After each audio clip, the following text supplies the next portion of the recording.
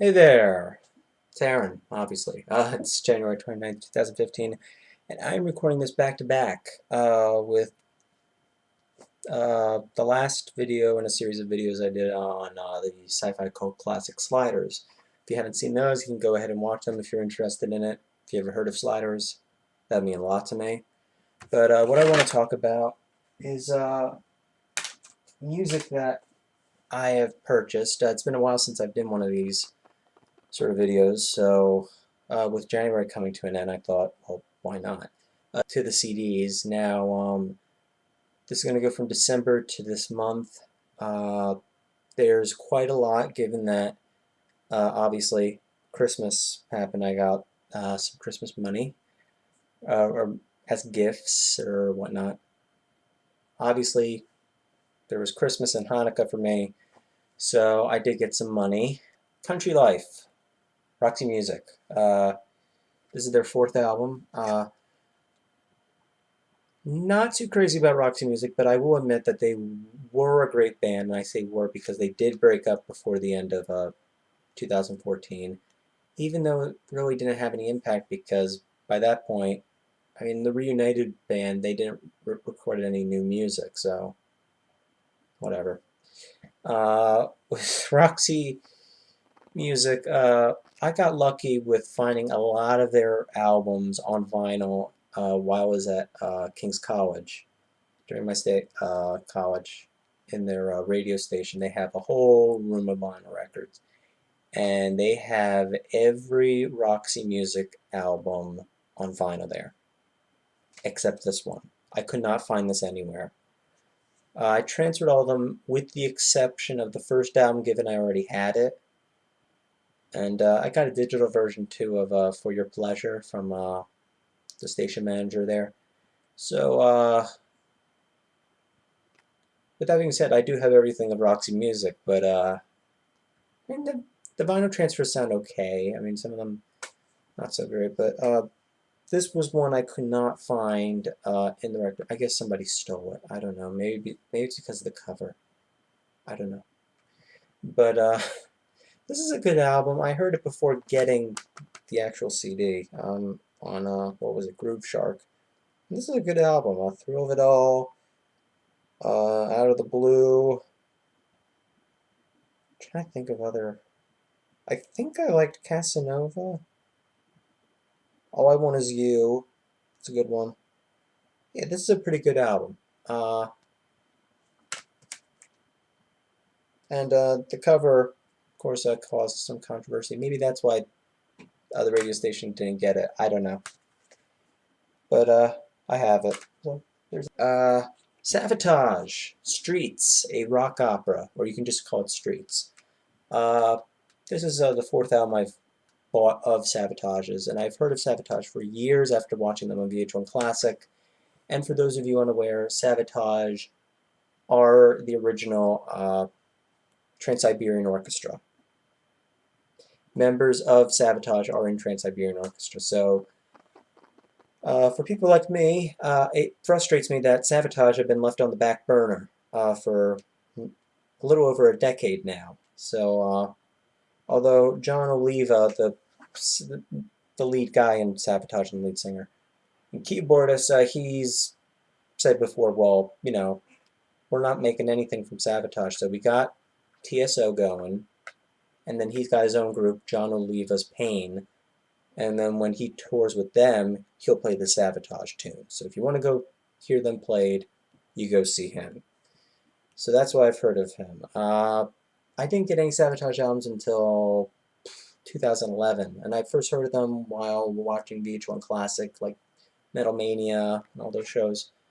And I did see Trans-Siberian Orchestra in 2004, and then I remember the guy there, guitarist, was introducing himself as Chris.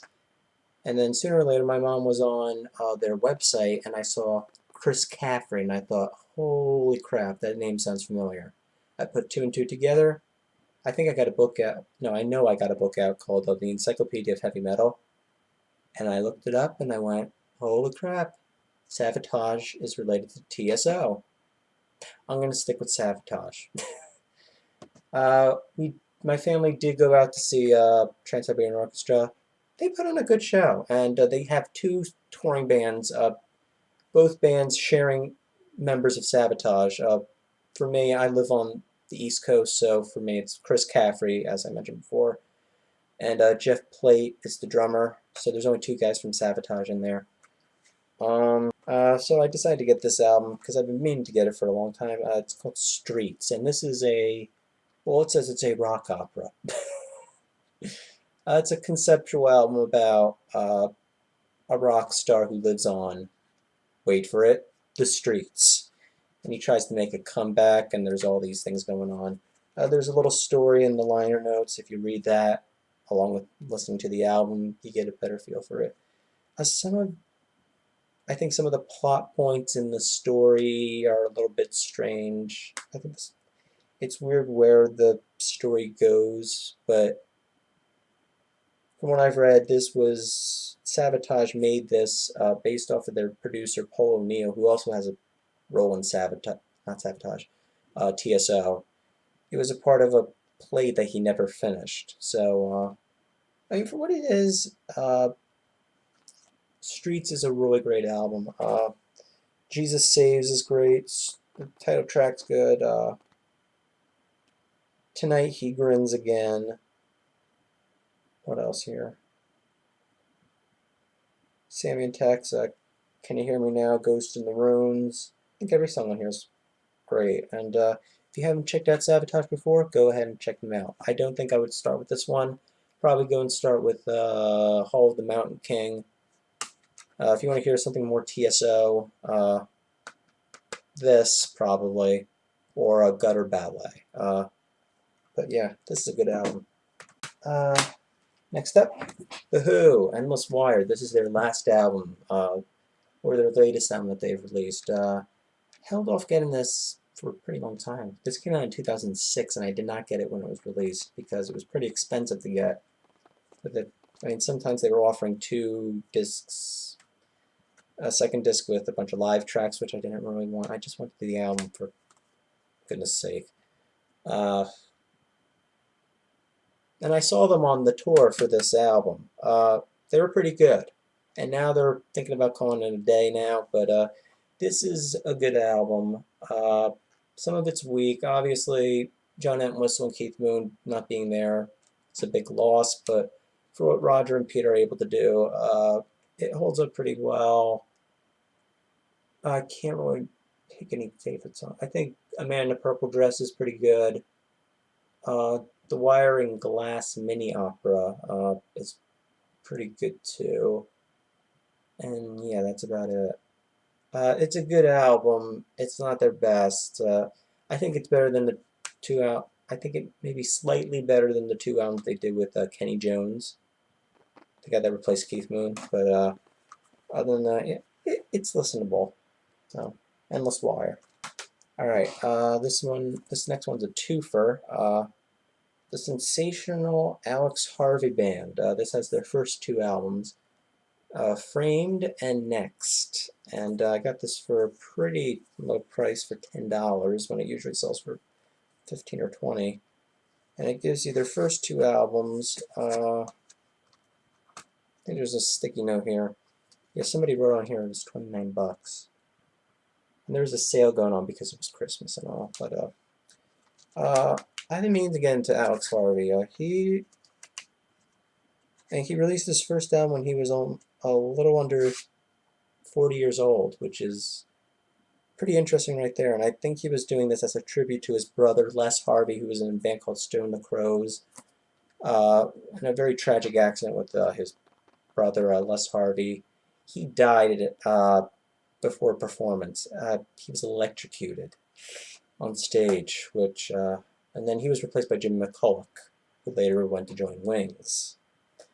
So this was, I guess he felt some sort of obligation to make a reform a band that was sort of a rock and roll, hard rock band. And yeah, they released a couple of good albums. I've heard 3 of them. These are the 2 that I own, but yeah, really great. Midnight Moses, Isabella Godi. What else? Gangbang, Faith Healer, Vambo Marble Eye. Good stuff here. Alright, the next four I got all together because I just wanted to get all their albums. The Smiths. Alright, for those of you familiar with the Smiths, they have 4 studio albums. They're self-titled. Meat is Murder, The Queen is Dead, and Strange Ways, Here We Come.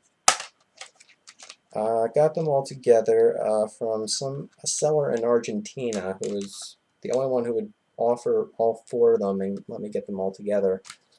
These are really great albums.